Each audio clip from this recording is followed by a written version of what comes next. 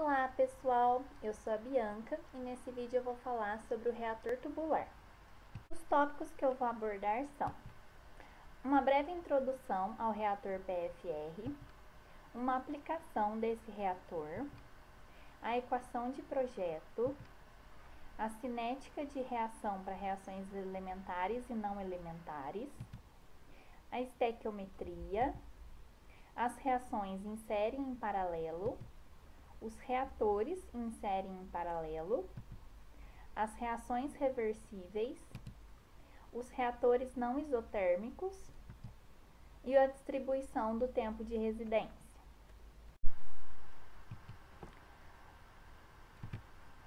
Um reator químico é qualquer volume físico onde ocorre a reação química.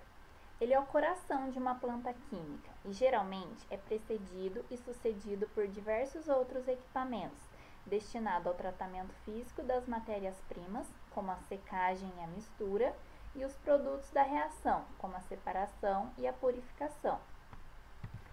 Os reatores contínuos são aqueles que operam com entrada e saída de reagentes e produtos enquanto a reação ocorre no seu interior. Eles são comumente utilizados em processos que não se pode ou não se deseja interromper a produção e em operações em larga escala. Os reatores contínuos permitem que o controle dos parâmetros operacionais seja feito mais facilmente e, assim, a qualidade do produto final varia menos. Mas, por outro lado, esses reatores são projetados para uma reação química específica, o que dificulta sua aplicação em outras reações. O reator de escoamento empistonado, ou reator tubular, consiste em um tubo cilíndrico longo ou um feixe de tubos por onde passa a mistura reacional, de modo que os reagentes são consumidos à medida que eles avançam ao longo do comprimento do reator. Ele é frequentemente usado para reações em fase gasosa e apresenta maior conversão por unidade de volume entre os reatores contínuos, e tem como desvantagem a dificuldade no controle da temperatura do reator, o que ocasiona a formação de pontos quentes. O reator tubular é aplicado industrialmente em uma série de reações químicas. Uma de suas importantes aplicações é na produção do biodiesel. O biodiesel é uma alternativa para substituir, parcialmente ou totalmente, a utilização de combustíveis derivados de petróleo, visando baixo custo de produção, a alta eficiência e um menor impacto ambiental. Ele é obtido principalmente por uma reação de transesterificação, na qual os triglicerídeos dos óleos vegetais reagem com um álcool, que pode ser metanol ou etanol, formando uma mistura de ésteres, que é o biodiesel, e também o glicerol, que tem um elevado valor agregado devido à sua ampla aplicação nas indústrias química e farmacêutica. A equação do balanço de massa para os reatores químicos é dada por essa equação. Ela pode ser escrita em função de qualquer espécie do sistema, mas geralmente nós escolhemos o reagente limitante. E a partir dela, nós podemos desenvolver as equações de projeto para os diversos tipos de reatores industriais. Para o reator PFR, nós consideramos que ele opera em estado estacionário, ou seja, não há variação nas propriedades no decorrer do tempo, então o termo de acúmulo é igual a zero. Além disso, para um reator ideal, nós consideramos que o escoamento é empistonado, ou seja, todas as moléculas têm o mesmo tempo de residência no reator, não havendo variação radial na taxa de reação. Entretanto, os reagentes são consumidos e os produtos são formados continuamente à medida que escoam ao longo do reator. Então, as concentrações variam na direção axial, assim como a velocidade de reação. Então, o balanço de massa deve ser aplicado para um elemento diferencial de volume, suficientemente pequeno para que as propriedades não se alterem. Então, o balanço de massa pode ser reescrito dessa forma. Aqui, FJ que entra em V e FJ que sai em V mais ΔV. Isolando o RJ, nós temos essa equação. E aplicando o limite, quando ΔV tende a zero, a gente tem a definição de derivada e a gente chega na forma diferencial do balanço de massa, que também é a equação de projeto para o reator PFR. A velocidade de reação nos diz quão rápido um número de mols de uma espécie química está sendo consumido para formar outra espécie química. Se a espécie for um reagente, o valor numérico da velocidade vai ser negativo e dizemos que é a velocidade de consumo. Já se for um produto, o valor vai ser positivo e nós dizemos que é a velocidade de formação. A velocidade das espécies envolvidas na reação podem ser relacionadas entre si dessa forma, a partir da razão entre seus coeficientes estequiométricos. A lei de velocidade é a equação algébrica que expressa a cinética da reação e ela é uma função das propriedades dos reagentes e das condições de reação, como concentração, temperatura, pressão, tipo de catalisador, entre outras. E ela é independente do tipo de reator. A lei de velocidade pode ser expressa pelo produto de uma constante e uma função das concentrações das espécies envolvidas na reação.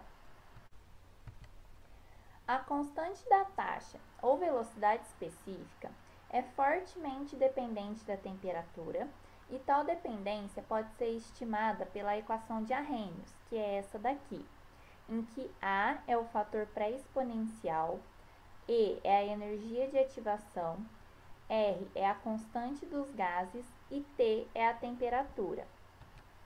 Observando a equação, nós podemos perceber que quanto maior for a energia de ativação, maior será a sensibilidade da velocidade de reação a variações de temperatura. Para calcular a constante da taxa a qualquer temperatura, conhecendo seu valor a uma temperatura de referência, nós podemos usar essa equação aqui. A dependência da velocidade da reação com a concentração é determinada experimentalmente. Uma das formas mais comuns dessa dependência é o modelo de lei de potência, em que a lei de velocidade é o produto das concentrações das espécies reagentes, cada uma delas elevadas a uma potência. Para as reações elementares, que ocorrem em uma única etapa, os expoentes das concentrações são iguais aos coeficientes estequiométricos, de modo que para uma reação desse tipo, a lei de velocidade para a espécie A é dada por essa equação, em que a ordem global de reação é dada por Azinho mais Bzinho. Há muitas reações em que os coeficientes estequiométricos são idênticos às ordens de reação, porém elas não são elementares por envolverem intermediários ativos e uma série de reações ao longo do seu caminho reacional. Então, nós dizemos que essa reação não elementar, cujos coeficientes estequiométricos são iguais aos expoentes na lei de velocidade, é uma reação que segue uma lei de velocidade elementar. Quando isso não acontece, ou seja, a lei de velocidade não obedece aos coeficientes estequiométricos, as reações podem apresentar expressões complexas de velocidade, que não podem ser separadas em parcelas que dependam exclusivamente da temperatura ou da concentração, não sendo possível caracterizar uma ordem global de reação. A lei de velocidade para esse tipo de reação pode ser estimada de duas maneiras, pela etapa limitante ou pela hipótese do estado pseudoestacionário. Para determinar a cinética de uma reação não elementar, nós consideramos uma das etapas como sendo a etapa limitante e formulamos a lei de velocidade de reação, considerando cada etapa como uma reação elementar. Nós consideramos também que a constante da taxa da reação da etapa limitante é muito pequena quando comparada às demais e, como não é possível medir as concentrações intermediárias, nós substituímos essas variáveis por grandezas mensuráveis, utilizando o balanço total de sítios. Da expressão obtida, nós determinamos então como a velocidade inicial da reação varia com a pressão. Se essa velocidade varia com a pressão da mesma maneira que a velocidade observada experimentalmente, significa que o mecanismo suposto e a etapa limitante estão corretos. A hipótese do estado pseudoestacionário é aplicada quando pelo menos uma das etapas da reação é irreversível. Então, nós consideramos que a taxa líquida dos intermediários é zero e determina-se a velocidade a partir da etapa irreversível. O objetivo da estequiometria é expressar a concentração em função da conversão. Se a lei da velocidade depende de mais de uma espécie, é preciso relacionar as concentrações das diferentes espécies entre si. A tabela estequiométrica apresenta as relações entre as espécies, ou seja, ela nos informa quantas moléculas de uma espécie são formadas dado o número de moléculas que são consumidas. Considerando uma reação química genérica, na qual a espécie A é o reagente limitante e foi escolhida como base de cálculo, nós temos que θI é a relação entre a propriedade da espécie I com a propriedade da espécie A, ambas na entrada do reator. E delta é o somatório dos coeficientes estequiométricos. E essa é a tabela estequiométrica para os reatores contínuos. Para reações em fase líquida, a vazão volumétrica é constante e as concentrações podem ser escritas de acordo com essa equação, em que μ é a razão entre os coeficientes estequiométricos das espécies I e A. Já para sistemas com escoamento e reações em fase gasosa, a vazão volumétrica varia à medida que a reação progride.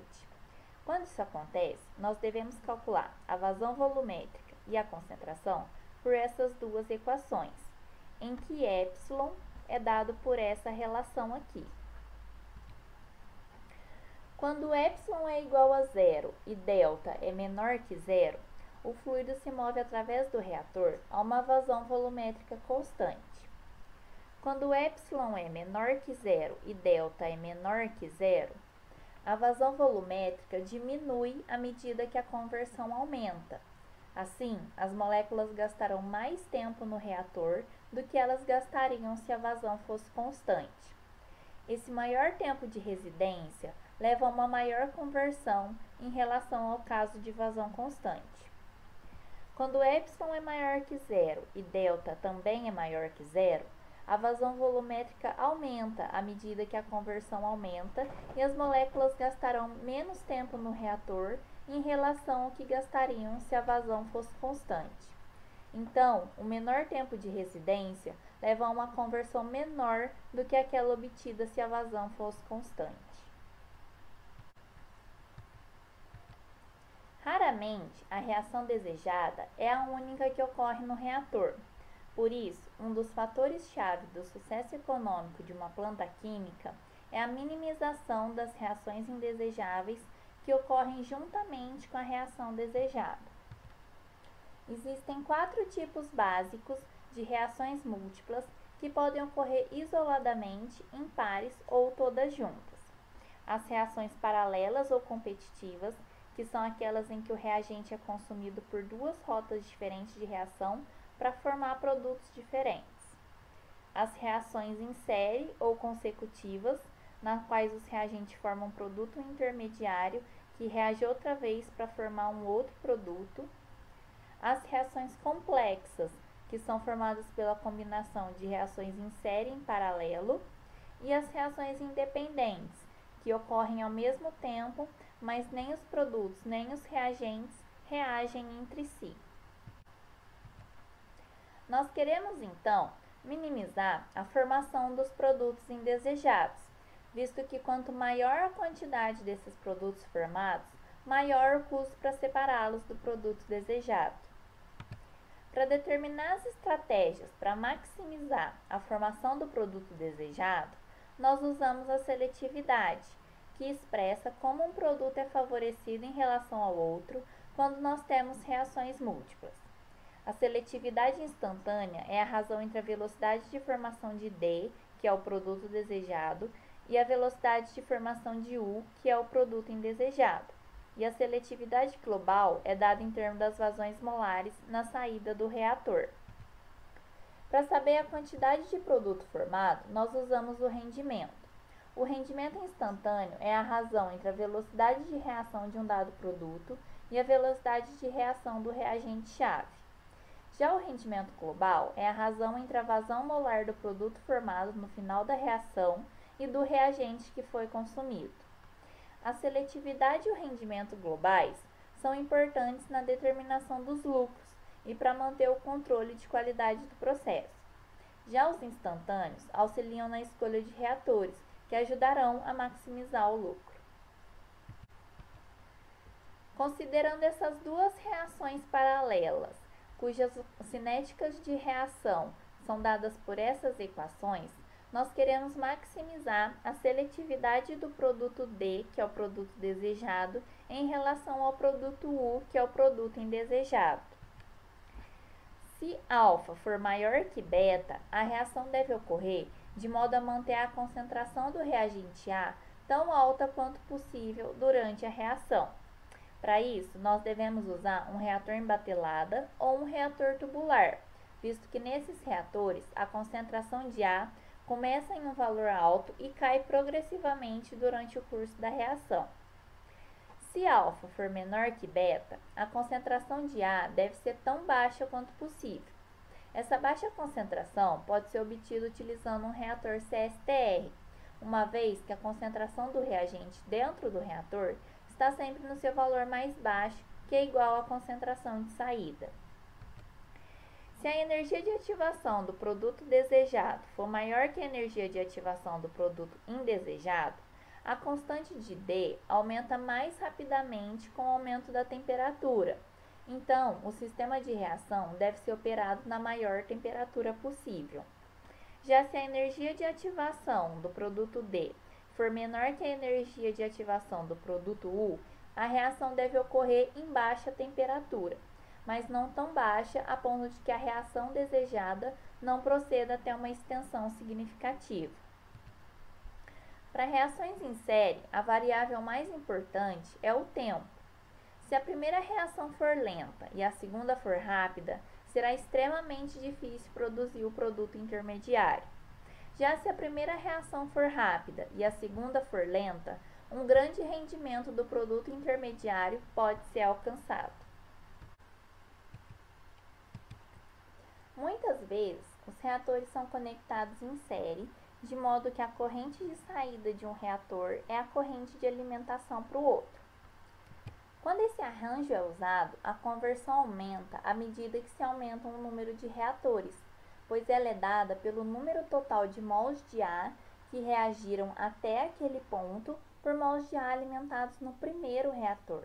Então, no cálculo da conversão do segundo reator, engloba-se a conversão obtida no primeiro e assim sucessivamente. Para os reatores PFR em série, nós temos que a soma de todos os volumes dos reatores em séries resulta no volume de um único reator PFR. Então, para N reatores tubulares em série com um volume total V, a conversão é a mesma que a de um único reator tubular de mesmo volume V. Entretanto, essa configuração em série ela é usada em casos em que os fluidos precisam ser aquecidos ou resfriados entre as etapas da reação. Para os reatores em paralelo, considerando que os reatores têm o mesmo tamanho, operam na mesma temperatura e têm as mesmas vazões de alimentação, a conversão será a mesma para cada reator, assim como a velocidade de reação. Então, o volume de cada reator individual é a divisão do volume total pela quantidade de reatores, assim como para a vazão molar. Para os reatores tubulares, a máxima conversão é obtida quando os tempos espaciais são os mesmos em todos os reatores. Além disso, os reatores em paralelo são utilizados geralmente quando não se pode parar a produção. Operando desse modo, eles permitem que a manutenção de um reator seja feita enquanto os outros reatores continuam em funcionamento. A velocidade de reação para reações reversíveis é a soma das velocidades a partir da reação direta e inversa. A maior conversão que pode ser atingida nas reações reversíveis é a conversão de equilíbrio. Para uma reação de primeira ordem, a conversão de equilíbrio pode ser calculada por essa equação, em que Kc é a constante de equilíbrio, que depende fortemente da temperatura e pode ser calculada por essa equação. A conversão de equilíbrio é independente do tipo do reator. Há dois tipos de reatores não isotérmicos, o reator com troca térmica e o reator adiabático. Nos reatores com troca térmica, são instalados trocadores de calor para adicionar ou remover calor do meio reacional. Já no reator adiabático, não há transferência de calor entre o reator e o meio. Então, a variação de temperatura é dada apenas pela reação química. O balanço de energia para os reatores adiabáticos é desenvolvido a partir da equação geral do balanço de energia para sistemas abertos. Para o caso em que há transferência de calor devido ao escoamento de N espécies para dentro e para fora do sistema, nós temos essa equação. Nós consideramos que as energias cinética e potenciais são desprezíveis, então E pode ser escrito apenas como a energia interna. Além disso, nós comumente separamos o termo de trabalho em trabalho de eixo e trabalho de escoamento PV, que é combinado com os termos referentes à entrada e saída de massa. Para um reator adiabático, não há troca de calor entre o reator e o meio e não há trabalho de eixo. Considerando que ele opera em estado estacionário, também não tem acúmulo, chegando nessa equação aqui. Aplicando essas relações estequiométricas para uma reação desse tipo, nós vamos chegar nessa equação. Rearranjando e chamando este termo de ΔH de reação e este termo de Cp ΔT, nós vamos chegar nessa equação aqui. Isolando x, nós temos a equação da conversão do balanço de energia, em que o ΔH de reação pode ser calculado por essa relação, em que o ΔH padrão é dado por essa relação e o ΔCP é dado por essa relação. Essa equação da conversão do balanço de energia nos fornece uma reta em função da temperatura. Assim, a conversão aumenta continuamente com o aumento da temperatura, no caso de reações exotérmicas, ou com a redução da temperatura, no caso de reações endotérmicas. A equação é então aplicada no projeto de reatores adiabáticos, juntamente com o balanço de massa, para determinar os parâmetros operacionais, como a conversão e a temperatura de operação. No caso de reações reversíveis, a conversão do balanço de energia e a conversão do equilíbrio são combinadas para determinar a temperatura diabática de equilíbrio e a temperatura ótima de alimentação. A interseção da curva de equilíbrio com o balanço de energia é o ponto de operação indesejável, uma vez que está sobre a curva de equilíbrio em que não há produção nem no sentido direto nem no sentido inverso, ou seja, a taxa líquida de reação é igual a zero. Então, para reações reversíveis que ocorrem em reatores adiabáticos, nós devemos trabalhar longe da temperatura diabática de equilíbrio, de modo a garantir que a reação ocorra no sentido de formação do produto de interesse. Entretanto, nem sempre é possível atingir elevadas conversões nessa condição. Então, nós podemos fazer algumas modificações operacionais e empregar reatores em série, de modo a introduzir trocadores de calor entre eles para resfriar os fluidos, como é mostrado aqui neste exemplo.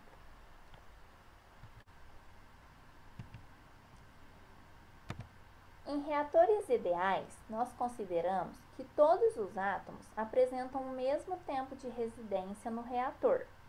Já em reatores não ideais, existe um comportamento não ideal de escoamento, de modo que cada porção do fluido permanece um tempo de residência específico dentro do reator. Assim, aplicar somente o tempo espacial resulta num erro considerável no projeto do reator. Como é difícil determinar o tempo de residência de cada porção do fluido, nós fazemos então uma distribuição do tempo de residência. A distribuição do tempo de residência é uma característica do fluxo e do tipo de mistura que ocorre no reator. Nem todas as DTRs são iguais para um tipo particular do reator, mas a DTR exibida por um reator representa claramente o tipo de mistura que ocorre no seu interior, sendo uma das características mais importantes do reator. O objetivo da DTR é caracterizar os reatores não ideais. Ela permite diagnosticar problemas de escoamento, como os caminhos preferenciais e os volumes mortos, que são responsáveis pelos desvios no fluxo, baixa eficiência de contato entre os reagentes, e também pela redução do volume útil do reator, havendo perdas de conversão e na seletividade do processo. Além disso, ela permite prever a conversão ou concentração em reatores já existentes quando uma nova reação é aplicada. A DTR é determinada experimentalmente e, para isso, é utilizado um traçador, que é uma substância inerte, não reagente, que tem propriedades físicas semelhantes à da mistura reacional, é completamente solúvel e facilmente mensurável, como os corantes, por exemplo. Desse modo, o traçador reflete fielmente o comportamento do material que escoa através do reator. O traçador é injetado mediante um tipo de perturbação, que pode ser tipo pulso ou degrau, e a sua concentração é monitorada constantemente na saída do reator em função do tempo. Na injeção tipo degrau, injeta-se uma quantidade considerável de traçador na entrada do reator. Ela é geralmente mais fácil de executar experimentalmente do que o teste tipo pulso, e ela tem a vantagem de que a quantidade total de traçador na alimentação não precisa ser conhecida. Mas os cálculos são mais complexos, uma vez que envolve a diferenciação dos dados, além de gerar um maior consumo do traçador. Na perturbação tipo pulso, uma quantidade do traçador é injetada de uma só vez na corrente de alimentação em um tempo tão curto quanto possível. Ela tem como vantagem a utilização de pouca quantidade do traçador, mas isso pode provocar a diminuição na qualidade da análise da concentração. Suas principais dificuldades são os problemas relacionados com a obtenção de um pulso razoável na entrada do reator, pois a injeção tem que ser feita em um período que é muito curto comparado com os tempos de residência. Para completa descrição da distribuição do tempo de residência, todos os seus parâmetros devem ser determinados. A idade do fluido, E de T, é a função que representa a distribuição do tempo de residência e ela descreve quanto tempo diferentes elementos de fluido permanecem no reator. Ela pode ser calculada por essa equação, em que μ é a vazão volumétrica, C é a concentração e N é a quantidade total de mols injetado. Quando nós não temos a informação sobre a quantidade de mols alimentados, ele pode ser calculado por essa equação. E substituindo na equação anterior, nós temos essa equação para o cálculo de E de T, de modo que a soma de todas as frações de fluido que permanecem no reator no tempo t igual a 0 até o tempo igual a infinito é igual a 1. O tempo médio de residência, Tm, indica o desvio em relação ao tempo espacial e é calculado por essa equação. A variância é tomada em torno da média e indica a largura ou a dispersão da função de distribuição de tempo de residência, e ela é calculada por essa equação.